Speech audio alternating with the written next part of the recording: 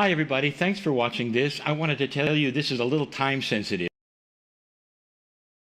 Greetings, dear ones. I'm Kryon of Magnetic Service.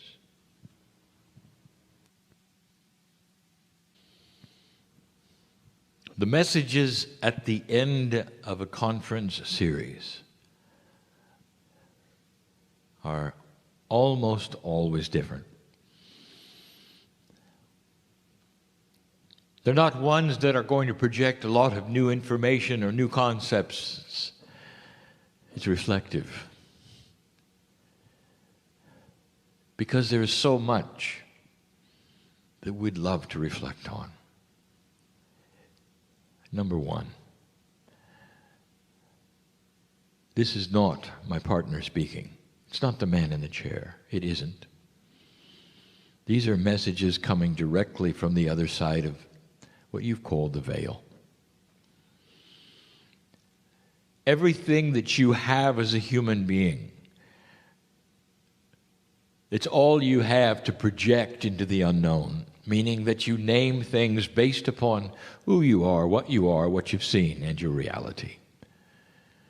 You have no names for that which you don't know and cannot conceive of.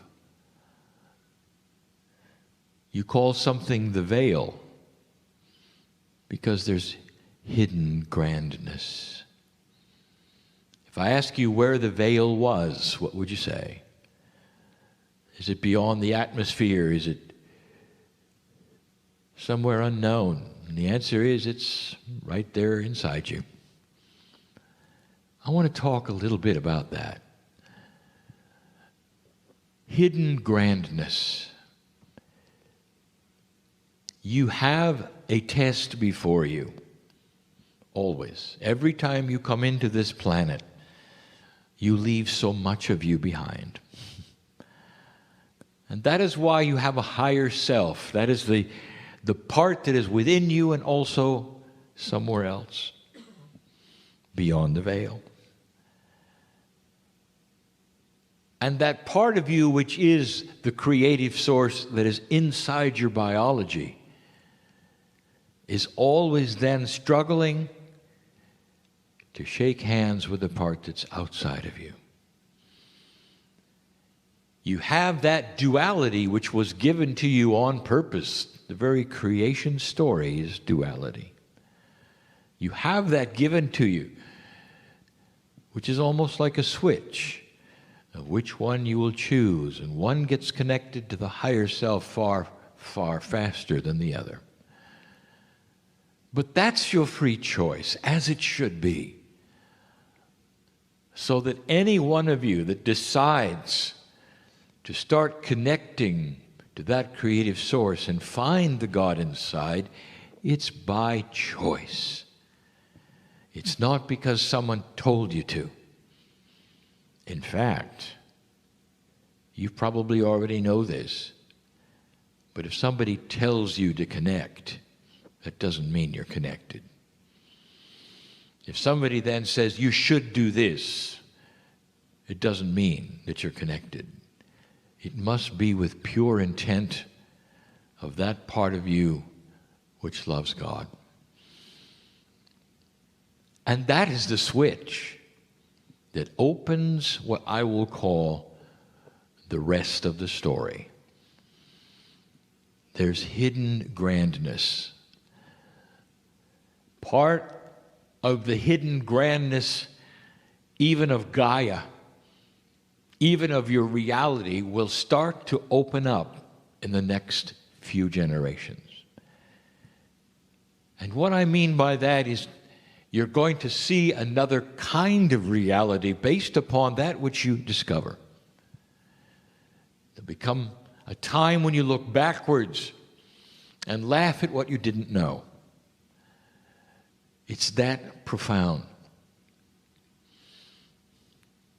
Even right now, old souls are awakening to a new kind of reality in their spirituality, in their everyday lives, and something that was even discussed today, and I'll get there. I want to be reflective. If we could wave some kind of what you call magic wand and take away the veil just for a moment, the first thing you'd do is gasp in wonder at who's sitting in the chairs before me. And the second thing you would do would remember who you are at the soul level when the universe was created yet again. Oh, if I could show and tell you. All of these singularity kinds of perceptions, what I call point source thinking, is all because the human being is limited, but not for long. You think there's one universe. You talk about the Big Bang. You don't understand that there's always been multiverses and that yours is one of many. And that the creation was simply the expansion between membranes, if you want to call that, of dimensionality, which then become creative events making new universes. All of this kind of talk is something you'll discover. And you'll have this as a reference to say, Kryon was telling us something that now is true. It becomes true to you when your own science then comes in line with what I'm telling you. But right now, it's simply a channeler. Channeling an entity giving you information. But dear ones, what I'm telling you is true. Everything that is around you is what you have called multidimensional. Now, that's not a word that Kryon made up. And what this means is that there's various layers of reality that you would then accept, even though all the layers are present all the time and you're looking at them all the time, you only accept and believe and live in a few. And there's reasons why this is, because your perception itself, the senses that you have, you call biology, are limited. And they're limited at this point because you simply have not evolved past that limitation. And so there you sit. And in your mind you would say, I see it all. And I say, you see very little. You only see the limited parts. And that's about to change. If the world, if the universe, if the galaxy is multidimensional, why is it that you would believe the biology in your body is so limited? If it's the same stuff of the universe, why do you clamp a lid on it and say it is only this big? Why do you roll your eyes when somebody says, there's more, look, there's more? And you say, oh, show me. And it can't be shown if you only have limited perception. Again, in a black and white world, color is rejected. Because color is simply shades of black and white. And then when somebody sees color, you get worried that something's wrong. And the peers will beat you up until you say, okay, I never saw it. I go with you. Everything's black and white. And this is what's happening on the planet right now. We've said the words because of this parable, color is coming. And this is a puzzle to many. And what we say is the grandness of what really is there may show itself soon. And the grandness of what is there is a multidimensional reality for you. And what is going on right now that is so puzzling to many is this is starting to show itself in the consciousness of human beings. You talked about compassion today. There were elegant descriptions of what it is. Why is compassion different than empathy? When you see some person in front of you, some beautiful person in front of you, if they come at you and you know them and they're coming forward to you and you recognize somebody who loves you and you love them, you're going to have a reaction. Now, if you recognize them as an enemy, there's going to be another reaction. Let me ask you this. Could you have the same reaction to both? Compassion. And if you can say yes, I would like to tell you something. Welcome to a multi-dimensional emotion called quantum compassion. In other words, multi-dimensional compassion. That is different than the kind of compassion that you ever could define as a human being in the old energy. You have no words for this. None. The ones who understand this best are some of those who have lived it for thousands of years. The ones who had the original ideas of who God is, of what's going on the planet. The Hindus, the Buddhists, the original ones who understood the circle of life, what an ascended soul was, reincarnation, and the compassion of God. If you look at their teachings, compassion will guide you into an ascended status. They believe this. The soul graduates to a higher level, can't go backwards. That's what we teach. That's a postulate of reincarnation.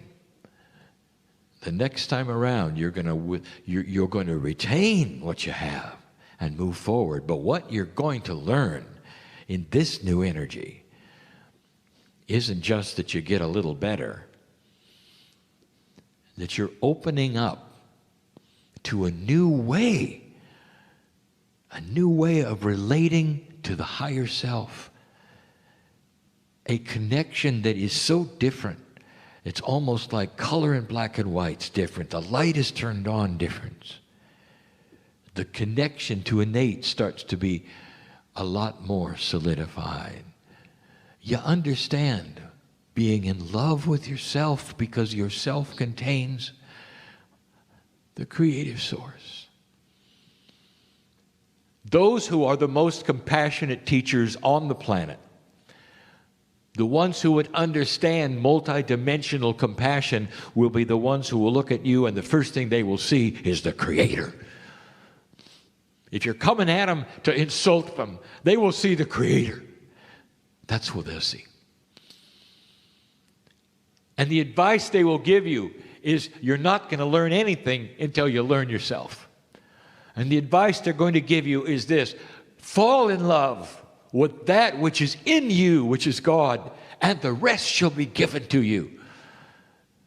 Because you just opened the door to the mightiest part of you that you've ever seen, the mightiest part.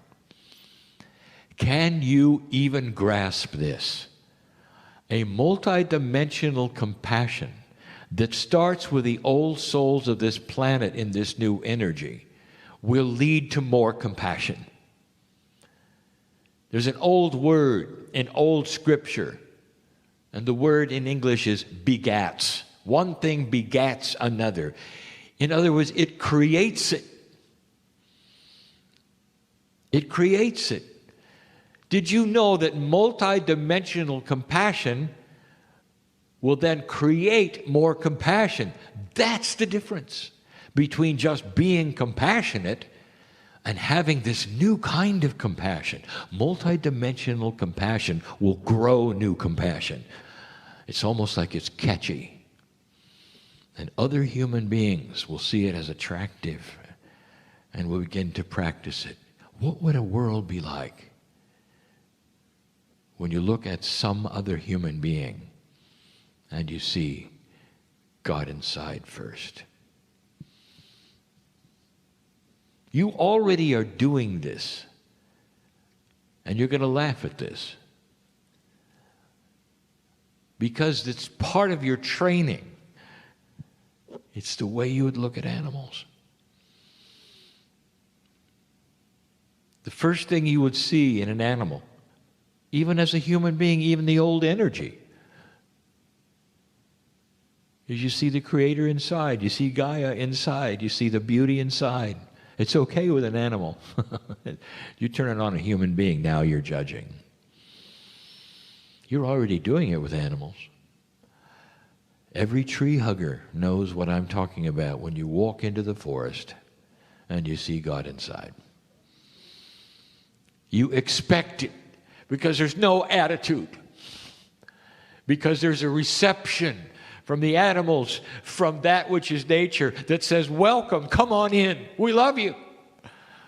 And you've been practicing this for years, but then you meet a human and everything changes.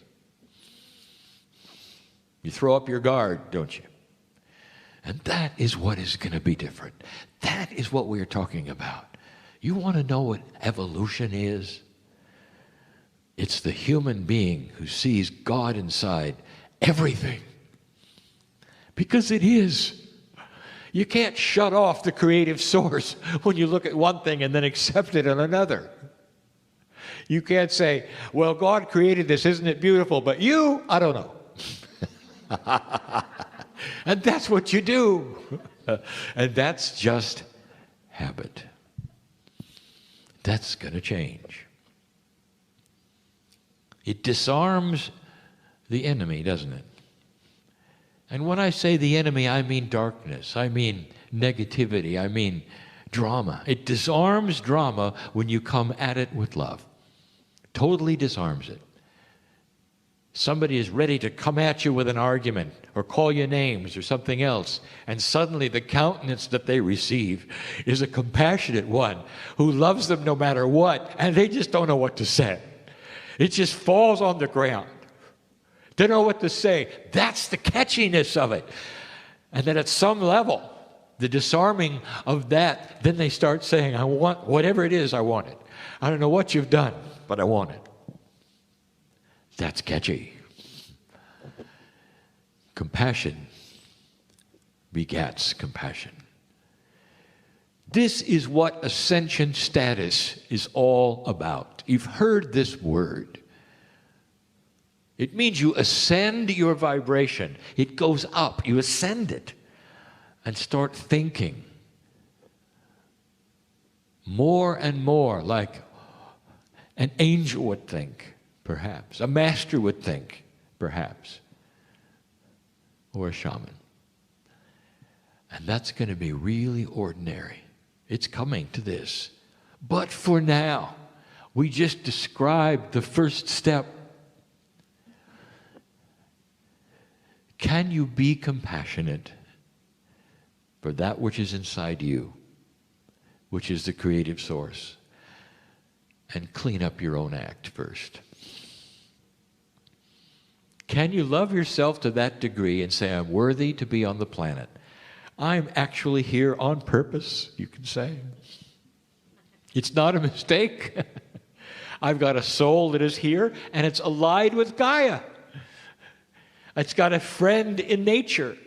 The animals know me. The flowers know me. I'm here for a reason. I'm part of everything. Congratulations to myself. Can you say that? You fall in love with the idea that you belong here. And then you start to settle down and relax. And everything else becomes something that you can deal with. And dear ones, that is the way of things.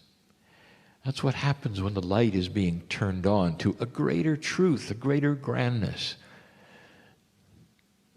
Now, I want you to compare that to some other things you're seeing on the planet right now. Do you see the black and white? Do you see the darkness of consciousness that doesn't see God inside? Now you're starting to see what we talked about for so long, the separation, no more fence sitting, the knife that literally cuts duality so that you can see which side of the fence individuals are on. Light is winning and will continue to increase on this planet. But if you want to be a catalyst to make this go faster, you'll fall in love with this yourself. Questions from human beings constantly to Spirit. When is it going to happen? I'm tired of waiting. Please make it change. All of those questions completely show the ignorance with the old energy to the new. You don't really even know what questions to ask. Don't you understand? You're the catalyst. You turn to God and say, please change things. And we go and we say to you, whenever you do, we're fine. Not understanding you are the catalyst. Old soul, you sit here. You're the catalyst. Old soul, you want things to change faster? I am sitting here as Kryon saying, I want it too. How about we do it? And that is with you doing it. You make the change. You make the decisions.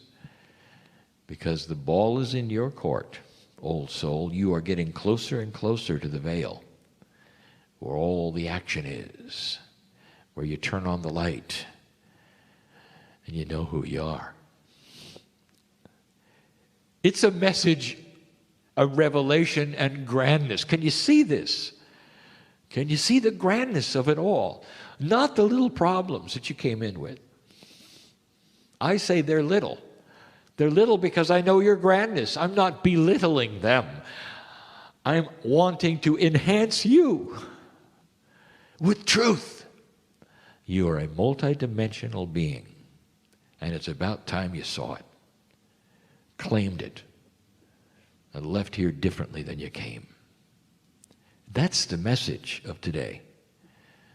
It's the end of a series, and you leave. This particular group will never be together again like this, ever. It's unique. The personalities, the souls, the Akash, it's absolutely unique. So take a moment and think about this.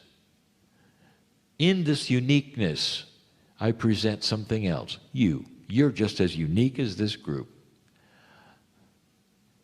But you all have something in common. You come from the same place, the love of creation. And that's the seed of the evolution of the planet, the love of creation. Go from this place understanding how big you are. Mm-hmm. And so it is.